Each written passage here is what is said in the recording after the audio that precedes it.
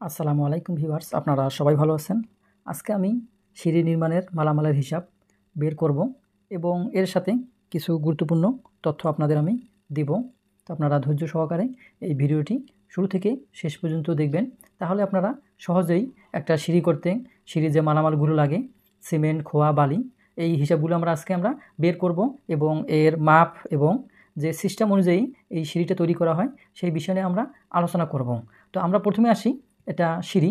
আমরা লিখতে পারি plan, PLAN, plan of stair, STAIR। তাহলে আমরা এটা প্ল্যান অফ স্টেয়ার, এটা হচ্ছে সিঁড়ির একটা প্ল্যান। আমরা সিঁড়ির প্ল্যান পেলাম এবং এখানে দেখেন এই দেখা আছে, এটা হচ্ছে একটা কি সেকশন, অর্থাৎ এই প্ল্যানটাকে আমরা যদি এই দিক দিয়ে কাটার পরে আমরা একদিকে দিয়ে তাকাই তাহলে এরকম একটা দেখা যাবে। তো আমরা এর সমস্ত সিঁড়িটার আমরা কি করব, এস্টিমেট করব, অর্থাৎ মালামালের পরিমাণগুলো আমরা কি বের করব। তা আমি প্রথমেই এই মাপগুলো দিয়ে নিচ্ছি। আপনারা দেখতেছেন যে এই অংশটা হচ্ছে ল্যান্ডিং, অর্থাৎ এটা ফার্স্ট ল্যান্ডিং। এটা অনেক সময় গ্রাউন্ড ফ্লোরেও হয়ে থাকে। আর এটা হচ্ছে সেকেন্ড ল্যান্ডিং, অর্থাৎ যখন একতলা থেকে অন্য তলায় যাতায়াত করার সময় মধ্যখানে বিশ্রাম নেওয়ার জন্য যে নির্মাণ করা হয় চৌকি বা ল্যান্ডিং, সেটা কিন্তু আমরা ল্যান্ডিং হিসেবে জানি। অর্থাৎ যে স্থানে আমরা এই বিশ্রামের জন্য কাঠামো নির্মাণ করি সেটাই কি আমাদের ল্যান্ডিং। আমরা ল্যান্ডিং সম্বন্ধেও জানব। আমরা এই ল্যান্ডিং টু আমরা এখান থেকে আমরা জানি 3 ফিট, 3 ফিট আমাদের এই ল্যান্ডিংটা। এবার আসি, আমরা এটা 3 ফিট পেয়েছি, এদিকেও আমরা কি 3 ফিট নেব। দুই দিকে আমরা সমানভাবে আমাদের এই ল্যান্ডিংগুলো আমরা নিয়ে নিলাম।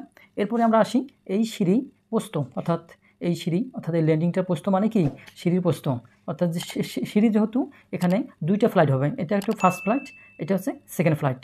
আমরা সচরাচর এইভাবে যদি চিহ্ন দিয়ে দেখানো যায় তাহলে বুঝবো যে আমরা এখান থেকে শুরু করব, অর্থাৎ এই ল্যান্ডিংটা থাকবে কি গ্রাউন্ড ফ্লোরের দিকে, আর এটা থাকবে মধ্যখানে এবং এদিকে থাকবে উপরে। তো আমরা এটার এস্টিমেট করব এবং মালামালের পরিমাণ আমরা বের করব। তো দেখতে পাচ্ছেন আমরা এখানে গেছি, আমরা এখানে কিন্তু এখনও এই ল্যান্ডিংটা প্রস্তুত পেয়েছি। এই আরেকটা মাপ কিন্তু আমাদের বাকি আছে, আমরা এই মাপটা লিখবো আমাদের, আমরা 6 ফিট, আমরা এই মাপটা 6 ফিট লিখব। এখান থেকে আমাদের এটা পর্যন্ত 6 ফিট। অতএব আমরা মাপ পেয়ে গেলাম, আমাদের ল্যান্ডিং 6 ফিট বাই 3 ফিট এবং এদিকেও একই। আমরা যেহেতু এটা দুইটা করব, ফ্লাইটে করব, আমরা এইটা পাবো, এখান থেকে এটা পাবো 3 ফিট। আমরা এটাকে 3 ফিট হিসেবে আমরা দাগে নিলাম। এরপরে আসি, আমি এবার সেকশনে যাই। এটা আমাদের কিন্তু সেকশন, আমরা লিখতে পারি সেকশন, SECTION, আমরা সেকশন পেলাম।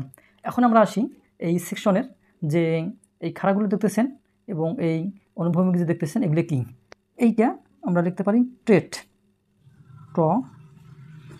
ট্রেট। এবং এই অংশ দেখতে পাচ্ছেন এটা হচ্ছে রাইস। তাহলে আমরা ট্রেড এবং রাইস পেলাম।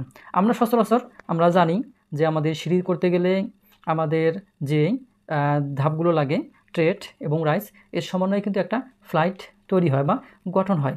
আমরা জানি যে প্রতি ফ্লাইটে যে ট্রেড এবং রাইস এগুলোর সংখ্যা সর্বনিম্ন 3টি এবং সর্বোচ্চ 15টি আমরা জানি। এরপরে আমরা আসি আমাদের যে ল্যান্ডিং স্ল্যাবটা, এই স্ল্যাবের আমরা থিকনেস আমরা বের করব। আমরা থিকনেস সচরাচর এই স্ল্যাবগুলোর 6 ইঞ্চি হয়ে থাকে, আমরা 6 ইঞ্চি পেলাম এখানে এবং এখানে কিন্তু 6 ইঞ্চি, দুইটাই মাপ একই, আমরা 6 ইঞ্চি 6 ইঞ্চি। তো আমরা এই মাপটা কত পেয়েছি, এখানে আমাদের 3 ফিট, এখানে কিন্তু আমরা 3 ফিট, এখানে আমরা কি 3 ফিট এবং এই মাপটা কিন্তু আমাদের জানা নাই। যেহেতু জানা নাই আমরা এই মাপটা বের করব এবং এই ট্রেড এবং রাইজের মাপটা আমরা বের করব। আমি এখানে একটা সহজভাবেই আপনাদের বুঝাই দেই, আমাদের এইটা আমি এখানে একটু বড় করে এঁকেছি আপনাদের বোঝানোর জন্য। তা হচ্ছে এই অংশটা হচ্ছে ট্রেড আর এটা হচ্ছে রাইস, অর্থাৎ আমরা সবসময় মনে রাখবো আমরা যার উপরে পা দিব বা পাদানি সেটাই কিন্তু আমাদের ট্রেড এবং খাড়া অংশটা হচ্ছে রাইস। তো আমরা এখানে যে সিঁড়ি ব্যবহার করেছি সেই সিঁড়ির ট্রেড হচ্ছে 10 ইঞ্চি এবং রাইস হচ্ছে 6 ইঞ্চি। 10-6 ইঞ্চি আমরা কিন্তু এইটা পেয়েছি। আমরা যদি 10 আর 6 পাই তাহলে আমরা যেহেতু এটা একটা সমবাহু ত্রিভুজ, এটা সমকোণী ত্রিভুজ, আমরা কিন্তু সহজেই যেহেতু এই মানটা কত আমাদের সেই হিসাবে 45 ডিগ্রি, আমরা কিন্তু এই মানটা আমরা বেস করব। এটা হচ্ছে আপনাদের কত 90 ডিগ্রি। 90 ডিগ্রি যদি একটা কোণ থাকে তাহলে এই মাপটা আমাদের বের করা কি সহজ। আমরা যদি এই মাপটা বের করতে যাই তাহলে আমরা এখানে এইভাবে লিখলে কিন্তু আমাদের মাপটা বের হয়ে আসবে। আমরা জানি অতিভুজ সমান, আমরা অতিভুজ লিখলাম না, আমরা মনে করলাম যে এটা আমাদের অতিভুজ। তাহলে আমরা কি করব 10 স্কোয়ার প্লাস 6 স্কোয়ার, তাহলে কিন্তু আমাদের এই মানটা আমরা পেয়ে যাব। এখানে যদি আমরা মানটা বের করে নেই একেবারেই তাহলে আমাদের সুবিধা হবে √10 স্কোয়ার প্লাস 6 স্কোয়ার আমরা পেয়ে গেলাম। তাহলে আমাদের এটা কত হবে 11.67। যেহেতু আমরা এটা ইঞ্চিতে নিয়েছি তো এই মানটা কী হবে আমাদের ইঞ্চিতে হবে। তো আমরা এখন এই ট্রেড এবং ল্যান্ডিং এবং এই যে এটা হচ্ছে ওয়েস্ট স্ল্যাব, আপনারা জানেন। আর একটা গুরুত্বপূর্ণ তথ্য হচ্ছে আপনারা মনে রাখবেন সবসময় এই সিঁড়িগুলোর যে কত ডিগ্রি কোণে এই ল্যান্ডিংটা অর্থাৎ এই ফ্লাইটটা স্থাপন করা হয়, এই ধাপটা, তা হচ্ছে 25 ডিগ্রি টু 40 ডিগ্রি, অর্থাৎ 25 থেকে 40 ডিগ্রি এর ভিতরে কিন্তু এই ল্যান্ডিংটা এই ফ্লাইটটার কী হয়ে থাকে নির্মাণ করা হয়ে থাকে। এখন আমরা মূল ভিডিওতে যাব, অর্থাৎ মালামালের পরিমাণগুলো আমরা বের করব। তার আগে আমি একটু যে আপনাদের সহজভাবে বুঝাই যে আমাদের এখানে কতগুলো এই ট্রেড এবং রাইজ আছে আমরা এখানে গণব। আমাদের যেহেতু এটা প্রথম হচ্ছে 1 2 3 4 5 6, আমরা এখানে 6টা বোঝার জন্য আমরা 6টা এঁকেছি, 6টা বোঝার জন্য আমরা এখানে সুন্দরভাবে এঁকেছি। এখন আমরা এইভাবে কিন্তু বের করব। তো আমরা এখানে লিখি, আমরা নাম্বারিং যদি দিই তাহলে আমাদের কত নাম্বার হবে, আমরা এই দিকে নাম্বারটা দিই, একই ব্যাপার। আমরা নাম্বারটা এখানে দিলাম 1 2 3 4 5 6। আমরা কিন্তু এখানে 6টা 12টা, অর্থাৎ দুইটা ফ্লাইটে আমরা কয়টা পাবো 12টা আমাদের এই ধাপ পাবো। আমরা এখন এস্টিমেটে আমাদের চলে আসব। আমরা এখন লিখব, আমরা এটাকে পার্ট করে লিখব। আমরা ল্যান্ডিং বের করব এবং যে রাইজ এবং ট্রেড এগুলো হচ্ছে বের করব এবং ওয়েস্ট স্ল্যাব এর পরিমাণ আমরা বের করব। আমরা এখন লিখি আমাদের প্রথম যে পার্ট, আমরা লিখি যে ল্যান্ডিং, LANDING, ল্যান্ডিং। আমাদের ল্যান্ডিং এখানে কিন্তু দুইটা, আবারও বলি আমাদের ল্যান্ডিং আমরা দুইটা পাচ্ছি, এই কারণে আমরা এখানে 2 দিলাম। এখন আমরা এই পোস্তটা কত পাইছি, আমরা 6 ফিট, 6 ফিট গুণন আমরা যে এই অংশটা এটা পাইছি কত 3 ফিট। এটা যদি আমরা দৈর্ঘ্য ধরি তাহলে এটা কি পোস্ত, তাহলে এটা হচ্ছে 3 ফিট। তো আমরা এখানে কি পেলাম, দুইটা মাপ পেলাম।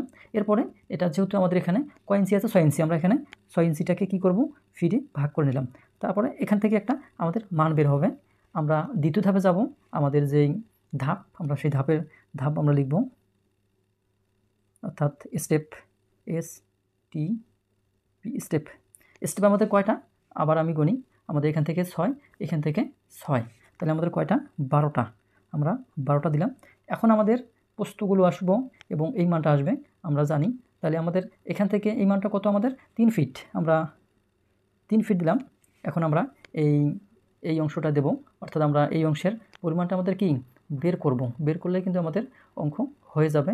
তো আমরা করব, এখন আমরা লিখি, এখন আমাদের যেহেতু আমরা এটা জানি, এটা হচ্ছে ভূমি ধরি, এটা উচ্চতা ধরি, তাহলে আমাদের কি আসবে যে হাফ ভূমি গুণন উচ্চতা। আমরা ভূমি যদি 6 ধরি এবং 10 ধরি তাহলে আমাদের চলে আসবে, আমরা এখান থেকে একটা মান পাবো। এরপরে আমরা যে তৃতীয় ধাপে সেটা হচ্ছে আমাদের এই আমরা ওয়েস্ট স্ল্যাবটা বের করব। আমরা লিখি ওয়েস্ট স্ল্যাব বের করলে কিন্তু আমাদের কি কাজের পরিমাণটা বের হয়ে আসবে। এখন দেখেন আমরা ওয়েস্ট স্ল্যাব যেভাবে বের করব, আমরা জানি আমাদের এখানে আমরা এই মাপটা পাবো, অর্থাৎ এখান থেকে এই মাপটা কি আমাদের পাওয়া যাবে। আমরা যদি এখান থেকে নেই সোজা, এখান থেকে নেই সোজা, তাহলে কিন্তু আমরা এই মাপটা পেয়ে যাব। কিভাবে পাবো আমি আপনাদের একটু বলি। এটা আমাদের কত 10 ইঞ্চি 10 ইঞ্চি 10 ইঞ্চি 10 ইঞ্চি 10 ইঞ্চি এবং 10 ইঞ্চি। আমরা কত 10 ধরি 1 2 3 4 5 6, তাহলে আমরা 6টা জানি। তাহলে আমরা যদি 6 জানি তাহলে আমরা 10 গুণন 6 দিলে 60 ইঞ্চি। এটাকে যদি আমরা 12 দিয়ে ভাগ দিতে তাহলে 5 ফিট। তাহলে আমাদের এই অংশটা কত 5 ফিট। দেখেন আমরা এটা জেনে গেছি। এখন আমরা এখান থেকে এই হাইটটা আমরা বের করব। আমরা এই হাইটটা বের করব, তাহলে কিন্তু আমাদের ম্যাথ হয়ে যাবে। যেহেতু আমরা এখান পর্যন্ত ধরছি, তাহলে আমরা এখান পর্যন্ত আমরা হাইটটা বের করব। আমাদের হাইটটা বের করতে গেলে কি করতে হবে, আমরা এখান থেকে কিন্তু আমরা এটা নিয়ে নিছি, বারো বলতেছি, এখান থেকে আমরা এটা নিয়ে নিছি। তাহলে আমরা এখান থেকে এই হাইটটা বের করলেই আমাদের অঙ্কটা কাছাকাছি হয়ে যাবে। তো আমরা এখন হাইটটা বের করব। হাইটটা বের করতে গেলে আমাদের কি করতে হবে, আমরা জানি যে আমাদের এক ফ্লোর থেকে, অর্থাৎ নিচতলার ফ্লোর থেকে উপরতলার স্ল্যাবের টপ পর্যন্ত 10 ফিট থাকে।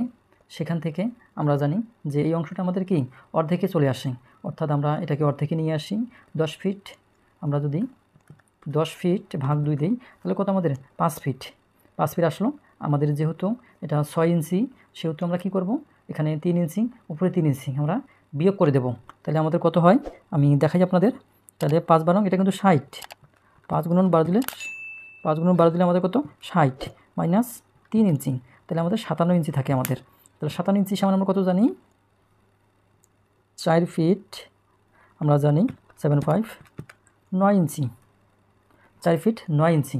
আমরা যদি হাইট জানি এবং এখানে যে এইটা জানি, তাহলে আমরা কি অতিভুজটা বের করে পারবো। আমরা যেহেতু এইটার আমরা উদাহরণস্বরূপ এই অতিভুজটা বের করছি, অনুরূপভাবে আমরা এই মানটা কিন্তু বের করতে পারবো। আমরা যদি এই মান বের করি, তাহলে আমরা এইভাবে লিখতে পারি।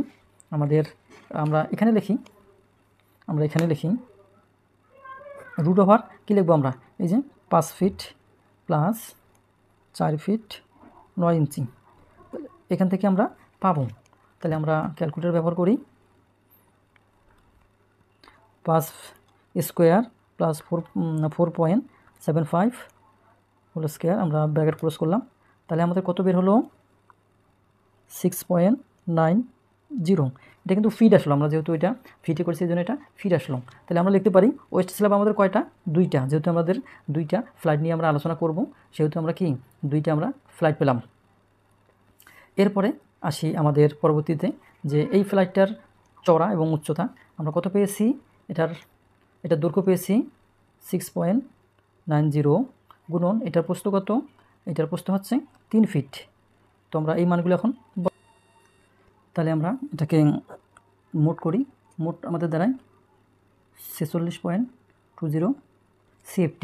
আমরা কিন্তু এই সিঁড়িটা করতে গেলে আমাদের 46.20 CFT কাজের পরিমাণ আমাদের লাগে। এখন আমরা শর্টকাটে আমাদের যে সিমেন্ট, বালি এবং খোয়া সেই পরিমাণগুলো বের করব।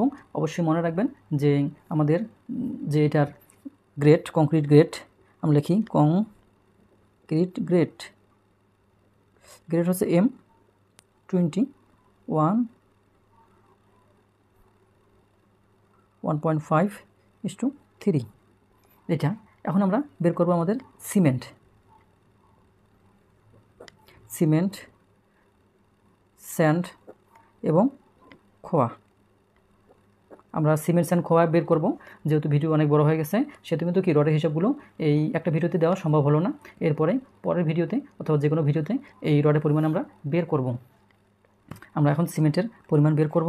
আমাদের 46.2 গুণন 1.5 গুণন আমরা 1 ইন্টু 0.8 ভাগ হচ্ছে 5.5। তাহলে এখান থেকে আমাদের কত হলো 10। আমরা সি লিখতে পারি 11 ব্যাগ পেলাম আমরা। এরপরে আমরা কি বের করব, এরপরে আমরা বালু বের করব। 46.2 গুণন 1.5 গুণন হচ্ছে 1.5 ডিভাইড 5.5, আমরা 19 অর্থাৎ 20 CFT বালু পেলাম। এবার খোয়া আমরা 20 দুগুণা 40, দেখি আমাদের 40 আসে কিনা। 46.2 গুণন 1.5 গুণন হচ্ছে 3 ভাগ হচ্ছে 5.5, তাহলে আমাদের 37, অর্থাৎ আমরা লিখতে পারি 40 CFT। এই হলো আমাদের আজকের ভিডিও।